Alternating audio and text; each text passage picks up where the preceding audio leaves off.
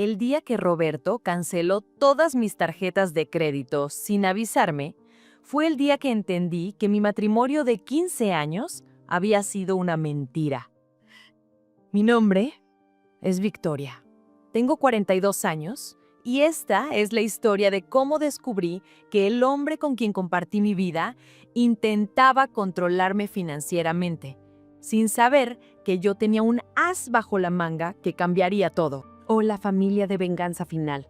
Antes de empezar, si esta historia te llega al corazón, déjame un like y cuéntame en los comentarios desde qué país me estás viendo. Porque lo que voy a contarte hoy no es solo sobre dinero o control, es sobre dignidad, sobre el momento en que una mujer decide que ya basta, que merece respeto y que no permitirá que nadie, ni siquiera su esposo, la trate como si fuera su propiedad.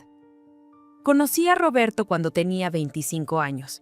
Yo trabajaba como gerente de marketing en una empresa farmacéutica internacional en Ciudad de México y él era el nuevo director financiero que habían traído de Buenos Aires. Alto, de cabello castaño oscuro, con algunas canas prematuras que le daban un aire distinguido. Roberto tenía esa sonrisa que podía iluminar una sala de juntas. Sus ojos verdes parecían ver a través de las personas y cuando me miraba, sentía que era la única mujer en el mundo.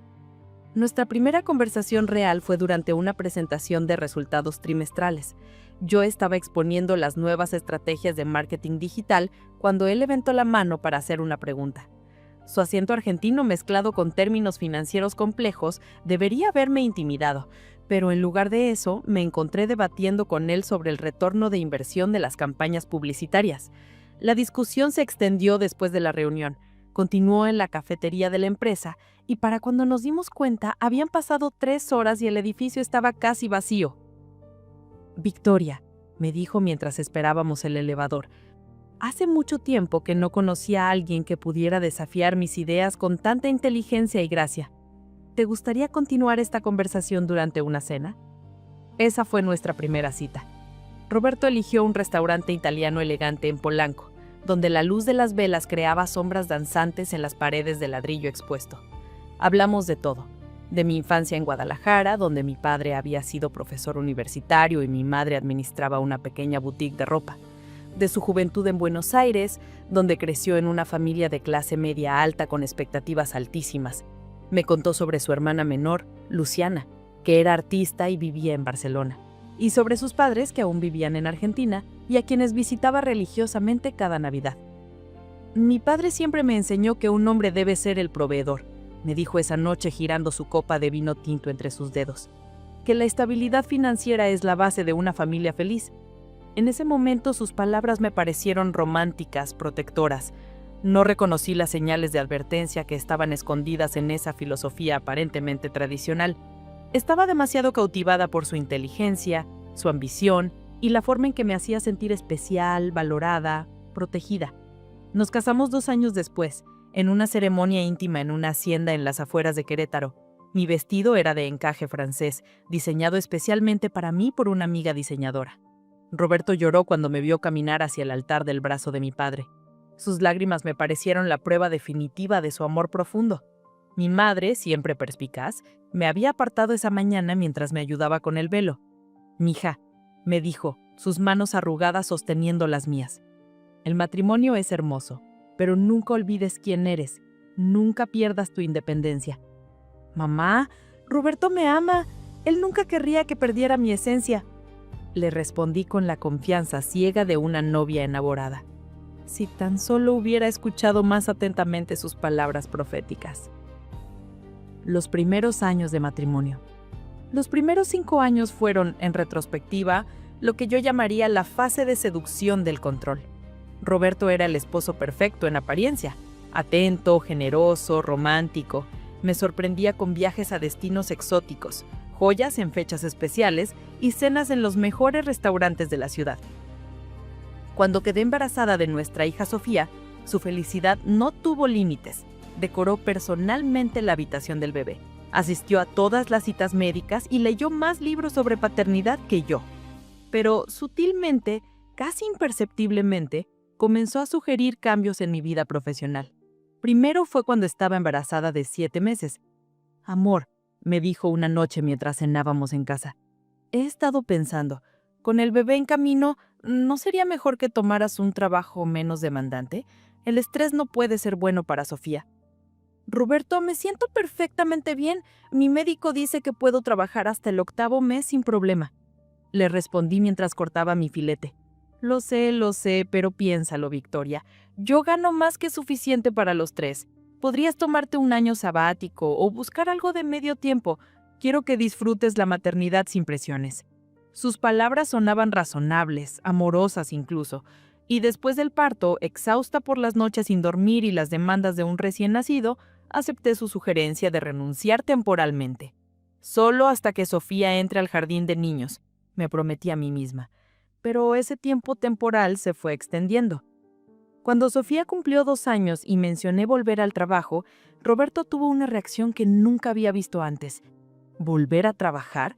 ¿Para qué? Su voz tenía un filo que me sorprendió. ¿Acaso no te doy todo lo que necesitas? ¿Acaso no eres feliz en casa con nuestra hija? No es sobre el dinero, Roberto. Es sobre mi carrera, mi identidad profesional. Tu identidad, repitió con un tono despectivo que me heló la sangre. ¿Eso es no suficiente para ti? Esa noche dormimos en lados opuestos de nuestra cama king size, un océano de sábanas de algodón egipcio entre nosotros. A la mañana siguiente, Roberto actuó como si nada hubiera pasado, me trajo el desayuno a la cama con una rosa roja y una disculpa elaborada sobre el estrés del trabajo. Pero algo había cambiado. La máscara se había resbalado por un momento y había vislumbrado algo oscuro debajo. El legado inesperado. 3 años después de esa conversación, cuando Sofía tenía 5 años, recibió una llamada que cambiaría todo, aunque en ese momento no lo sabía. Era de un bufete de abogados en Zúrich, Suiza. Mi tía abuela Elena, la hermana menor de mi abuelo materno, había fallecido. Elena era una leyenda en nuestra familia. En los años 50, cuando las mujeres mexicanas apenas comenzaban a entrar al mundo profesional, ella se había mudado a Europa para estudiar economía. Nunca se casó, dedicó su vida a su carrera en la banca internacional y solo la había visto 3 veces en mi vida. En el funeral de mi abuelo, en mi graduación universitaria y en mi boda.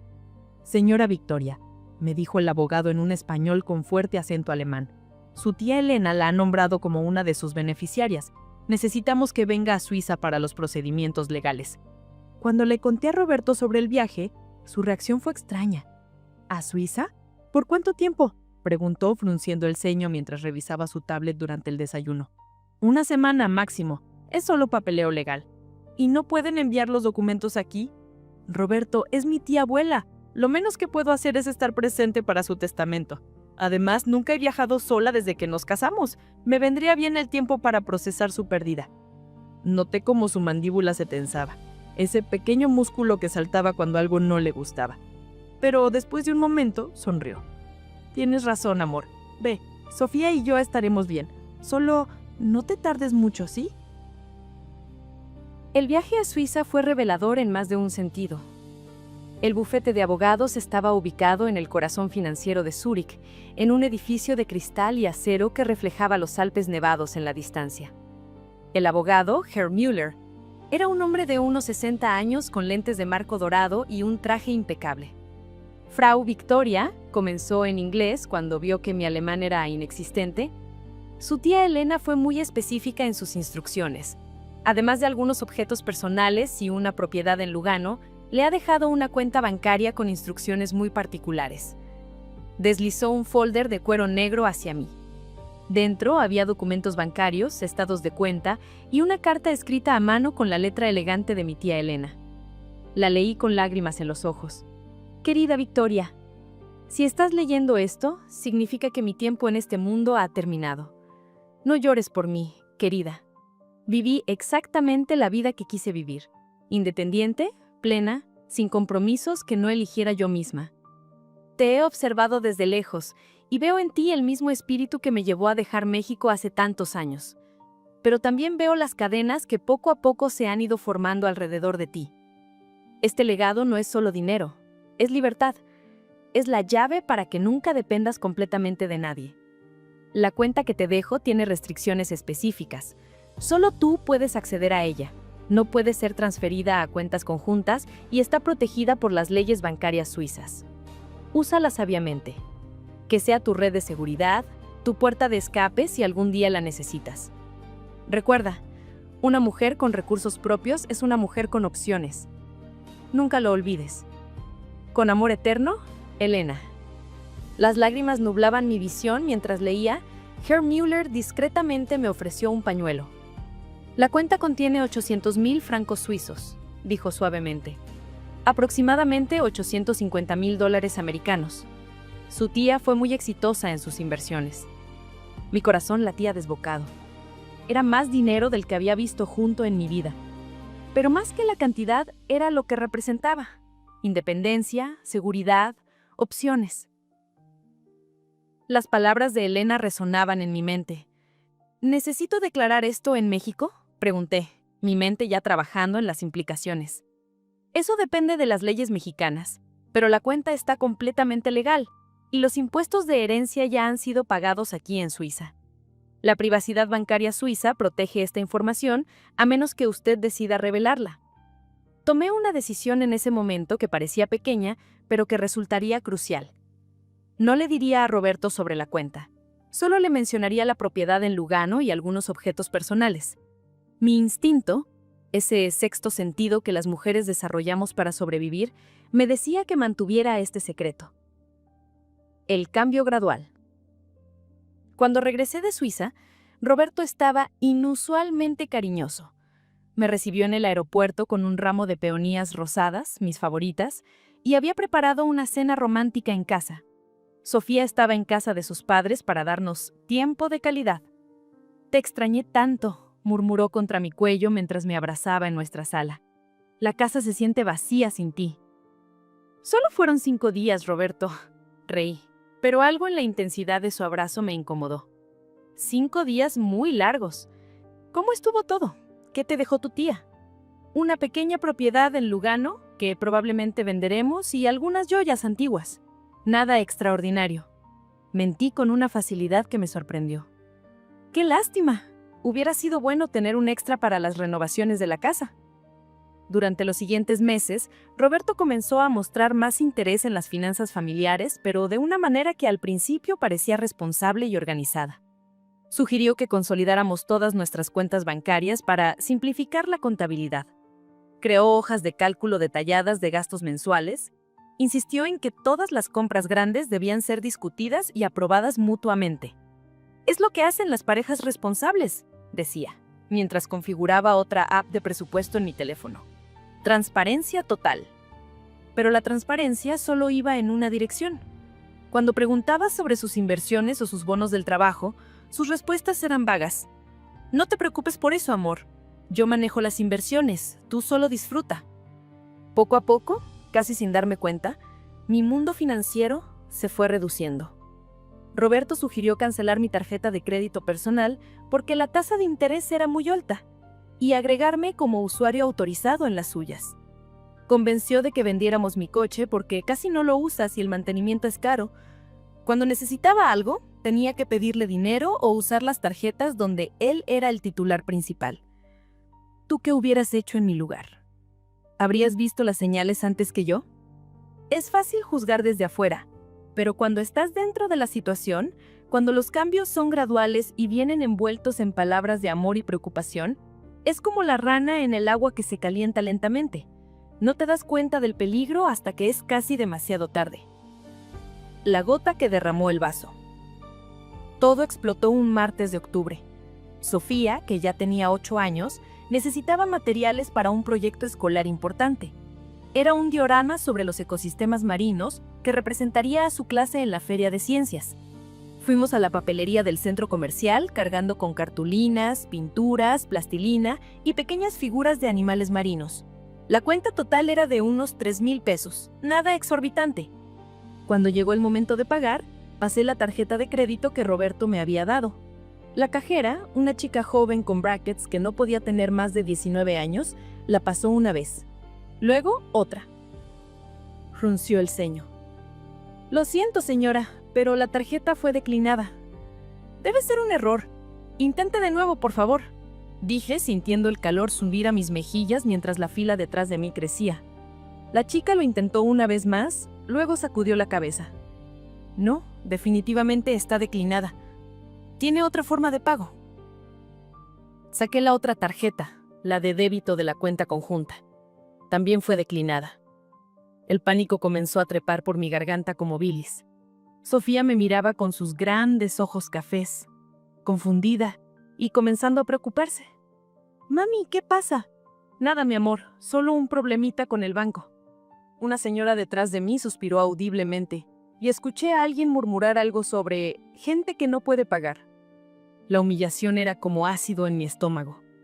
Con manos temblorosas busqué en mi bolsa el poco efectivo que llevaba. 1,200 pesos. No era suficiente.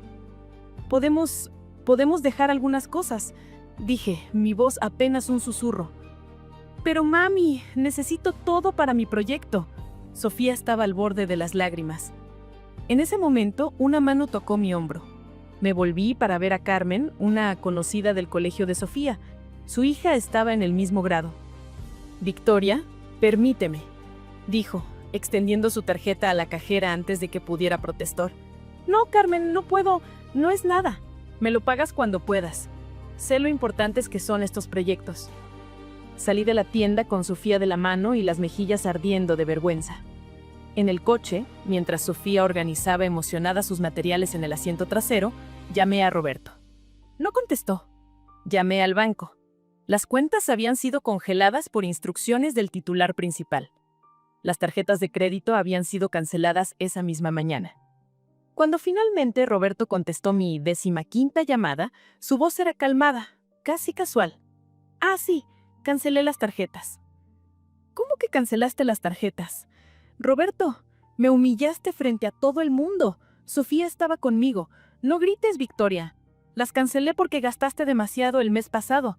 Necesitas aprender a ser más responsable con el dinero. ¿Responsable? Gasté en comida, en las cosas de Sofía, en las medicinas de tu mamá cuando vino de visita. Exacto, gastos innecesarios. Mi madre tiene su propio seguro médico. No necesitabas comprar medicinas de marca. Y Sofía tiene demasiados juguetes ya. Roberto, no puedes simplemente cortar mi acceso al dinero. Soy tu esposa, no tu empleada. El dinero lo gano yo. Yo decido cómo se gasta. Si quieres dinero para tus caprichos, consigue un trabajo. La línea se cortó. Me quedé sentada en el estacionamiento del centro comercial, temblando de rabia e incredulidad. Sofía me preguntó desde atrás, Mami, ¿por qué papá está enojado? No está enojado, mi amor. Solo hay un problemita que necesitamos resolver. Pero mientras conducía a casa, mi mente ya estaba trabajando. Roberto había cometido un error fatal. Había mostrado su verdadero rostro. Y lo había hecho de la manera más cruel posible. No sabía sobre mi cuenta en Suiza. No sabía que tenía opciones. Y definitivamente no sabía con quién se había metido. El plan. Esa noche, Roberto llegó a casa como si nada hubiera pasado. Besó mi mejilla distraídamente, revolvió el cabello de Sofía y se sentó a cenar con nosotras. Había comprado sushi de mi restaurante japonés favorito. Claramente un intento de suavizarles cosas sin tener que disculparse. Mañana reactivaré una tarjeta, dijo mientras servía el sake, pero con un límite mensual razonable. 5,000 pesos deberían ser suficientes para los gastos de la casa. 5,000 pesos. Menos de $250 para todo un mes. Para comida, gasolina, cualquier emergencia. Era insultante. Roberto, dije, manteniendo mi voz neutral mientras Sofía comía su tempura. Necesitamos hablar sobre esto. No puedes tomar decisiones unilaterales sobre nuestras finanzas. ¿Nuestras finanzas? Repitió con una risa seca. Victoria, seamos honestos. Yo mano el 95% del dinero en esta casa. Creo que eso me da derecho a decidir cómo se gasta. Yo dejé mi carrera para criar a nuestra hija. Eso también tiene valor. Por supuesto que sí, amor. Por eso te doy todo lo que necesitas. Pero últimamente has estado muy gastadora. Necesitas límites. Esa noche, mientras Roberto roncaba a mi lado, satisfecho con su demostración de poder, yo planeaba. Saqué mi laptop y me conecté al Wi-Fi del vecino. Roberto había cambiado nuestra contraseña y no me la había dado. Otro método de control. Investigué abogados de divorcio, leyes mexicanas sobre bienes conyugales, custodia compartida. Pero más importante, contacté al banco en Suiza. Necesitaba acceso a mi dinero sin levantar sospechas. La solución vino en forma de una tarjeta de débito internacional que podían enviar a un apartado postal. La solicité esa misma noche. Durante las siguientes semanas me convertí en la esposa perfecta. Acepté dócilmente el límite de gastos. Agradecí efusivamente cuando Roberto generosamente aumentó el límite a 7,000 pesos después de que me vio racionar la comida. Sonreí cuando me explicó, como si fuera una niña, cómo hacer un presupuesto. ¿Ves? No es tan difícil vivir dentro de tus medios, me dijo una noche, palmeando mi cabeza como si fuera una mascota obediente. Tienes razón, amor. He aprendido mi lección. Si hasta aquí ya sientes que esta historia te recuerda algo que viviste, escríbeme en los comentarios. No estás sola en esto. El control financiero es una forma de abuso que muchas veces pasa desapercibida, disfrazada de protección o responsabilidad financiera. Mientras tanto, ejecutaba mi plan. Abrí el apartado postal usando la dirección de Carmen, la mujer que me había salvado de la humillación en la papelería. Cuando le expliqué la situación, su rostro se endureció. Ay, Victoria, mi primer esposo era igual. Controlador, manipulador. Me tomó 5 años darme cuenta y otros 2 reunir el valor para dejarlo. ¿Qué necesitas? Solo que recibas un paquete importante para mí y tal vez... ¿Conoces un buen abogado? Carmen sonrió. Una sonrisa que no llegó a sus ojos, pero que estaba llena de determinación. Conozco a la mejor. Se llama licenciada Patricia Mendoza. Se especializa en casos como el tuyo. Le voy a llamar hoy mismo. La investigación. La licenciada Mendoza era todo lo que esperaba y más. Una mujer de unos 50 años, con cabello plateado cortado en un bob elegante y ojos que habían visto demasiado pero que aún mantenían compasión. Su oficina, ubicada en un edificio discreto en la colonia Roma, estaba decorada con diplomas, reconocimientos y fotos de clientes sonrientes, la mayoría mujeres, sosteniendo papeles de divorcio. Victoria, me dijo en nuestra primera reunión, sus manos entrelazadas sobre su escritorio de caoba. Lo que describes es abuso financiero y es más común de lo que crees, pero necesitamos documentar todo. ¿Tienes acceso a los estados de cuenta bancarios? No, desde que canceló mis tarjetas. Solo veo lo que él quiere mostrarme. ¿Registros de sus ingresos? ¿Declaraciones de impuestos? Roberto guarda todo en su estudio, bajo llave. Patricia tomó notas en una libreta de cuero. ¿La casa está en nombre de ambos? Se supone que sí, pero me detuve. Una realización horrible golpeándome. Nunca he visto las escrituras. Necesitamos investigar eso. También, ¿tienes manera de documentar el estilo de vida que llevaban antes de que él cortara tu acceso a los fondos? Tengo fotos, recibos antiguos, estados de cuenta de cuando aún tenía acceso. Perfecto, tráeme todo. Y Victoria se inclinó hacia adelante, su voz suave pero firme. ¿Tienes recursos propios? Los divorcios pueden ser costosos, especialmente cuando uno de los cónyuges intenta estrangular financieramente al otro. Tengo recursos, dije cuidadosamente. En el extranjero. Una herencia de la que él no sabe. Patricia sonrió por primera vez. Excelente. Eso cambia todo. Ahora esto es lo que vamos a hacer. Durante el siguiente mes me convertí en detective de mi propia vida. Mientras Roberto estaba en el trabajo y Sofía en la escuela, fotografiaba documentos en su estudio. Descubrí cosas que me helaron la sangre. La casa no estaba a nombre de ambos, solo al suyo. Había movido grandes sumas de dinero a cuentas en las Islas Caimán. Tenía inversiones millonarias de las que nunca me había hablado. Pero el descubrimiento más doloroso vino cuando revisaba su laptop. Había descubierto su contraseña observándolo discretamente durante semanas. el cumpleaños de su madre, seguido del año en que nos casamos. Había correos con una mujer llamada Natalia. No eran románticos, exactamente, pero sí íntimos de una manera que me revolvió el estómago. Roberto, me encantó el restaurante que elegiste anoche. Tienes razón, necesitaba distraerme después de mi divorcio. Es bueno tener un amigo que entiende lo difícil que puede ser un matrimonio. Y su respuesta: para eso están los amigos, Nati. Además, Victoria nunca aprecia estos lugares. Prefiere quedarse en casa. A veces me pregunto si me casé con la mujer correcta. Las lágrimas nublaron mi visión. No era una aventura física, al menos no todavía, pero era una traición emocional. Estaba construyendo una narrativa donde yo era la esposa aburrida, gastadora, mientras él era el esposo sufrido e incomprendido. Tomé fotos de todo. Patricia me había enseñado bien. Documenta, no confrontes. No todavía. El punto de quiebre. El punto de quiebre llegó en el cumpleaños número 9 de Sofía. Había planeado una pequeña fiesta en casa, nada extravagante, solo sus amigas más cercanas, un pastel, decoraciones de unicornios, su obsesión actual. Cuando le presenté el presupuesto a Roberto, esperando su aprobación como una súbdita pidiendo permiso a su rey, él lo revisó línea por línea. 3,000 pesos por un pastel es excesivo. ¿Puedes hacerlo tú? Roberto, no soy panadera. Y Sofía específicamente pidió el pastel de la dulcería italiana. Entonces dile que no se puede. Es bueno que aprenda que no siempre puede tener todo lo que quiere. Es su cumpleaños, Roberto, una vez al año. El año pasado gastaste 10,000 pesos en su fiesta. Este año el límite es 5,000, total.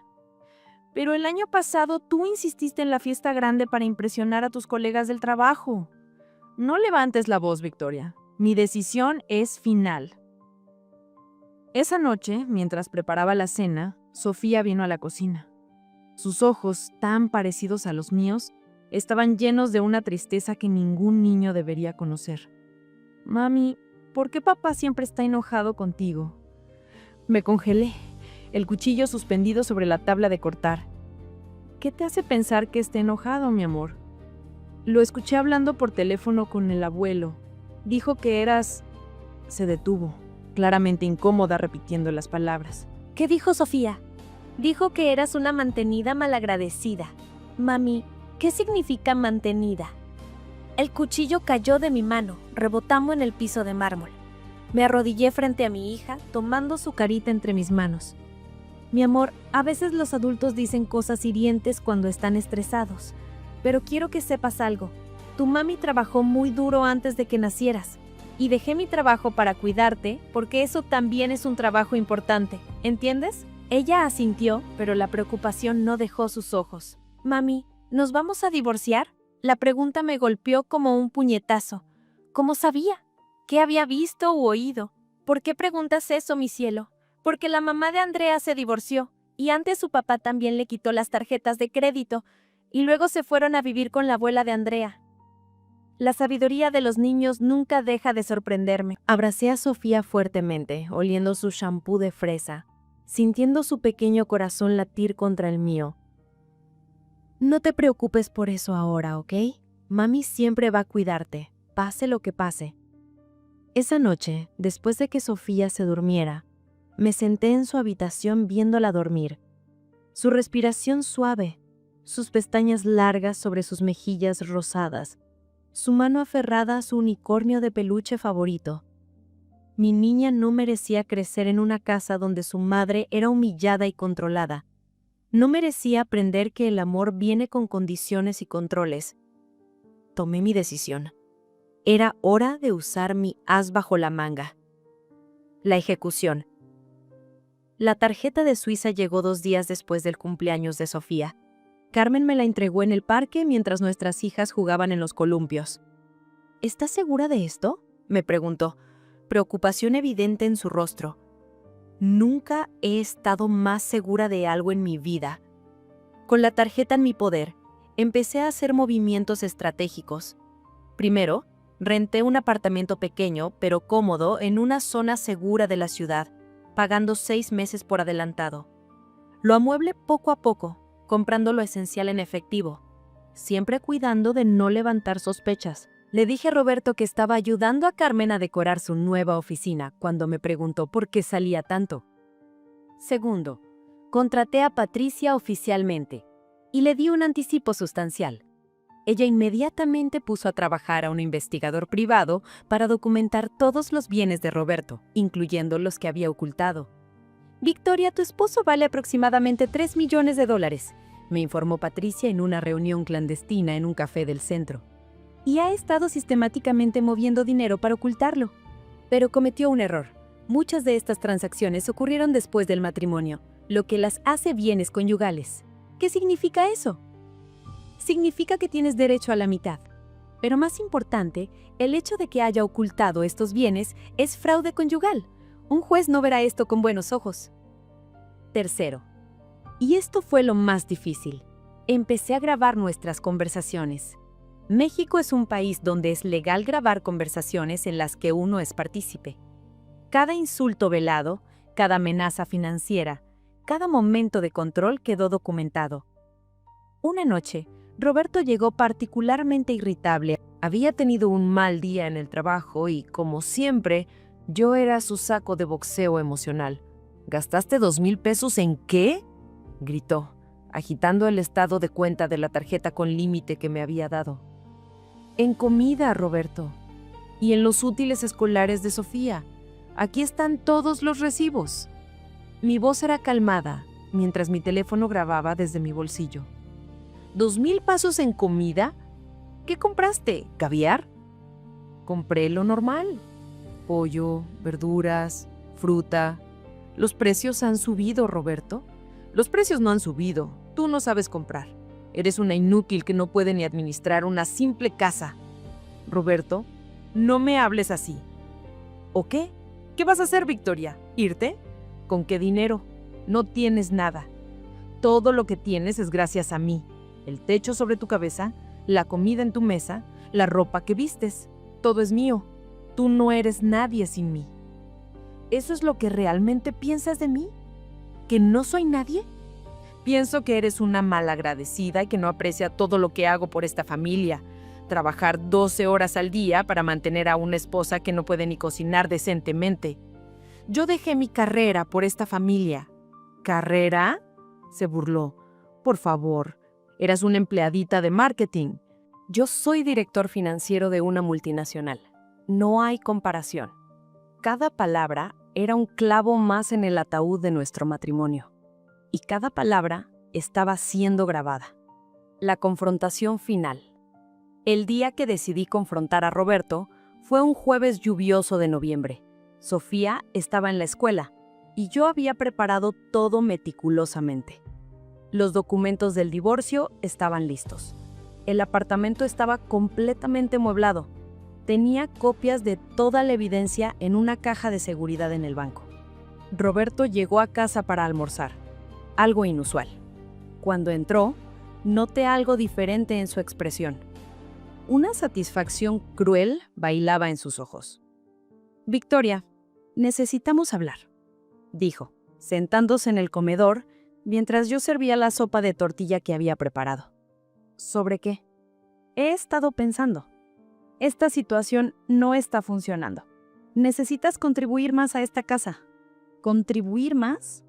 Roberto, hago todo el trabajo doméstico. Cuido a nuestra hija. Administro esta casa con el presupuesto miserable que me das. No es suficiente. Sacó un documento de su portafolio. He hablado con mi abogado. Si quieres seguir viviendo en esta casa, necesitas firmar esto. Tomé el documento con manos temblorosas. Era un acuerdo postnupcial. En él, renunciaba a cualquier derecho sobre sus bienes, presentes y futuros. Aceptaba que en caso de divorcio, solo recibiría una pensión mínima por 6 meses. Incluso limitaba mi custodia de Sofía a fines de semana alternos. ¿Estás loco si piensas que voy a firmar esto? No tienes opción. O firmas o te vas de esta casa hoy mismo. Sin Sofía, por supuesto. No permitiré que mi hija viva en la pobreza contigo. Fue en ese momento que sonreí. Roberto interpretó mal mi sonrisa, pensando que era resignación. «¿Roberto?», dije, mi voz sorprendentemente estable. ¿Sabías que mi tía Elena me dejó más que solo una propiedad en Lugano? Su frente se arrugó en confusión. ¿De qué hablas? Me dejó una cuenta bancaria, en Suiza, con 800,000 francos suizos. Vi el momento exacto en que la información penetró su cerebro. Su rostro pasó del bronceado habitual a un blanco enfermizo, luego a un rojo furioso. ¿Me has estado mintiendo? ¿Tienes dinero escondido? No más de lo que tú me has mentido. ¿Sabías que sé sobre tus cuentas en las Islas Caimán? ¿Sobre los 3 millones de dólares que has estado ocultando? Se levantó tan abruptamente que la silla cayó hacia atrás. ¿Has estado espiándome? He estado protegiéndome y protegiendo a nuestra hija. Saqué mi teléfono y puse play en una de las grabaciones. Su propia voz llenó la habitación. No tienes nada. Todo lo que tienes es gracias a mí. Eso es ilegal, siseó. No en México. Es perfectamente legal grabar conversaciones propias. Mi abogada me lo confirmó. ¿Tu abogada? Sí, Roberto, mi abogada, pagada con mi dinero. Dinero que gané con mi trabajo, que invertí sabiamente y que heredé legítimamente. Dinero que no puedes tocar, controlar o cancelar. Por primera vez en años, vi miedo real en los ojos de Roberto. El controlador había perdido el control. Victoria, amor, vamos a hablar de esto calmadamente. No, se acabó el tiempo de hablar. Aquí están los papeles del divorcio. Saqué el folder que había mantenido escondido bajo el individual. Puedes firmarlo por las buenas, aceptar una división equitativa de bienes y custodia compartida de Sofía, o podemos ir a juicio donde todas estas grabaciones y evidencias saldrán a la luz. Imagina lo que pensarán en tu trabajo cuando se enteren del fraude conyugal. No puedes hacerme esto. Soy el padre de tu hija. Y seguirá haciéndolo, pero ya no serás mi carcelero. Roberto tomó los papeles con manos temblorosas. Mientras leía, pude ver cómo su mundo perfectamente controlado se desmoronaba. ¿Quieres la mitad de todo?, dijo incrédulo. Es lo justo, la mitad de lo que construimos juntos. Aunque si consideramos que dejé mi carrera para criar a nuestra hija mientras tú construías la tuya, podría pedir más. Patricia dice que tengo un caso muy fuerte para ello. ¿Patricia Mendoza? ¿La tiburona? La mejor abogada de divorcios en la ciudad. Y sí, también sé sobre Natalia. No me importa si te acostaste con ella o no, pero los correos donde le cuentas lo difícil que es estar casado conmigo mientras me controlas financieramente no se verán bien frente a un juez. Roberto se desplomó en la silla, la cabeza entre las manos. Por un momento casi sentí lástima por él. Casi. ¿Desde cuándo?, preguntó, su voz apenas un susurro. ¿Desde cuándo planeaste esto? Desde el día que humillaste a tu hija en la papelería. Desde el día que decidiste que el control era más importante que el amor. Desde el día que olvidaste que tu esposa es una persona, no una propiedad. El desenlace. Roberto firmó los papeles de divorcio esa misma tarde. No tuvo opción. Patricia había hecho un trabajo impecable documentando todo, y la amenaza de un juicio público que expondría su fraude financiero y abuso emocional era demasiado para su imagen cuidadosamente cultivada. La conversación más difícil fue con Sofía. Nos sentamos con ella en su habitación, rodeada de sus peluches de unicornio, y le explicamos que mamá y papá ya no vivirían juntos. ¿Es mi culpa?, preguntó, sus ojitos llenos de lágrimas. No, mi amor, dijimos Roberto y yo al unísono, probablemente la única cosa en la que estuvimos de acuerdo en meses. Los problemas son entre papá y mamá, continué, acariciando su cabello, pero ambos te amamos más que a nada en el mundo. Eso nunca cambiará. ¿Voy a tener 2 casas como Andrea? Sí, mi cielo, y en ambas serás igual de amada. Roberto, para mi sorpresa, manejó bien esta conversación. Tal vez fue la amenaza de perder su reputación, o tal vez, en algún lugar profundo, realmente amaba a nuestra hija más que a su necesidad de control. Sofía, dijo, su voz inusualmente suave, papá cometió errores, grandes errores, pero quiero que sepas que siempre serás mi princesa. El divorcio se finalizó 6 meses después. Obtuve la mitad de los bienes conyugales, la casa se vendió y dividimos las ganancias, y acordamos custodia compartida de Sofía. Roberto tuvo que pagar también mis honorarios legales, una pequeña victoria que Patricia saboreó especialmente. Con mi parte del divorcio y mi herencia de la tía Elena, tenía más que suficiente para empezar de nuevo. Compré un departamento modesto pero hermoso, en una zona con buenas escuelas. Volví a trabajar, esta vez como consultora independiente de marketing digital, pudiendo manejar mis propios horarios para estar presente para Sofía. ¿Has tenido una pareja controladora así? ¿Alguien que usó el dinero como arma para mantenerte atada? Cuéntame en los comentarios si has vivido algo similar. A veces compartir nuestras historias es el primer paso para sanar. Roberto, por su parte, tuvo que enfrentar sus propios demonios. Supe por amigos mutuos que Natalia lo dejó cuando se enteró de toda la historia. Aparentemente ella no sabía la versión completa y no quería estar con alguien capaz de tal manipulación. La ironía no se me escapó. Un año después del divorcio, recibí una carta de Roberto, no una comunicación legal, sino una carta escrita a mano. Victoria, he tenido mucho tiempo para pensar en todo lo que pasó. Fui a terapia, algo que debía hacer hace años. Mi terapeuta me ayudó a entender que repetí los patrones de mi padre, quien controlaba a mi madre de la misma manera. No es una excusa, solo una explicación. Lamento profundamente el daño que te causé. Merecías un compañero, no un carcelero. Merecías amor, no control. Espero que hayas encontrado la felicidad que no supe darte. Prometo ser un mejor padre para Sofía de lo que fui esposo para ti. Roberto. Guardé la carta, no por sentimentalismo, sino como recordatorio. Un recordatorio de que el perdón es posible, pero que nunca debo olvidar las lecciones aprendidas. Reflexiones finales. Hoy, 3 años después de aquel día en la patalería, mi vida es completamente diferente. Sofía está floreciendo, dividiendo su tiempo entre 2 hogares donde es amada, aunque de maneras diferentes. Roberto ha cumplido su promesa de ser un mejor padre. Nunca más ha usado el dinero como herramienta de control, al menos no con ella. Yo encontré mi fuerza de nuevo. Mi negocio de consultoría va viento en popa. Tengo clientes que valoran mi experiencia y creatividad. Manejo mi propio dinero, tomo mis propias decisiones y duermo tranquila sabiendo que nunca más dependeré completamente de otra persona. La cuenta en Suiza sigue ahí, apenas tocada excepto por aquella emergencia. Es mi red de seguridad, mi recordatorio constante de que mi tía Elena tenía razón. Una mujer con recursos propios es una mujer con opciones. A veces me encuentro con mujeres que están viviendo lo que yo viví. Las reconozco por la forma en que cuentan el dinero en el supermercado, por cómo piden permiso para comprar cosas básicas, por la vergüenza en sus ojos cuando sus tarjetas son declinadas. Cuando puedo, les deslizo discretamente la tarjeta de Patricia. No todas están listas para dar el paso, pero saber que hay opciones, que hay salida, a veces es suficiente para plantar la semilla del cambio. ¿Crees que exageré o que hice lo correcto? La verdad es que cada situación es única, y cada mujer debe tomar la decisión que sea mejor para ella y sus hijos. Pero lo que sí sé es esto: nadie tiene derecho a controlarte a través del dinero. Nadie tiene derecho a hacerte sentir como menos por no ganar un salario. El trabajo de criar hijos, mantener un hogar, apoyar a una pareja en su carrera, todo eso tiene un valor inmenso, aunque no venga con un cheque de pago. Si estás viviendo algo similar, quiero que sepas esto: no estás sola, hay ayuda disponible, hay vida después del control, hay libertad después del miedo, y sobre todo, mereces respeto, dignidad y la capacidad de tomar tus propias decisiones. Mi historia no es única. Miles de mujeres viven situaciones similares cada día.